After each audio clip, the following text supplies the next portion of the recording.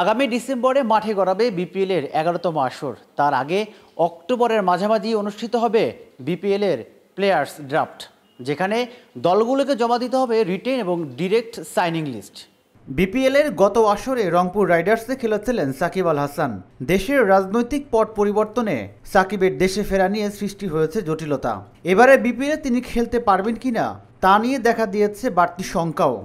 সাকিব জানিয়েছিলেন দক্ষিণ আফ্রিকার বিপক্ষে ঘরের মাঠে খেলতে চান নিজের শেষ টেস্ট, সেজন্য দেশে আসা এবং দেশ থেকে যাওয়ার নিরাপত্তা চান এই অলরাউন্ডার। সাকিবকে নিরাপত্তা দেওয়ার ব্যাপারে আশ্বাসও দিয়েছেন ক্রীড়া উপদেষ্টা। দেখুন, আমাদের একজন খেলোয়াড়কে অবশ্যই আমরা সর্বোচ্চ নিরাপত্তা দিব এবং যে কোনো ধরনের অভিযোগ থাকলে সেটা তো আইনি বিষয়ে ভিন্ন সে বিষয়ে আমি কোনো মন্তব্য করতে পারি না। আইন মন্ত্রণালয় এই বিষয়ে একটা স্পষ্টতা দিয়েছে। আমরা সাকিব আল হাসানের নিরাপত্তার কথা ইতিমধ্যে বলেছি এবং সেটা আমরা নিশ্চিত করব। এবং আমিও ব্যক্তিগতভাবে চাই এরকম একজন প্লেয়ার যার দেশের জন্য এত অর্জন রয়েছে, তিনি বাংলাদেশেই তার যেহেতু টেস্ট শেষ করতে চাচ্ছেন, সে ফেয়ারওয়েলটা পাক, এটা আমার আশা থাকবে। তবুও সংশয় আছে গত আসরে রংপুর রাইডার্সের জার্সি পরা সাকিব আল হাসান এবারের বিপিএল খেলতে পারবেন কিনা।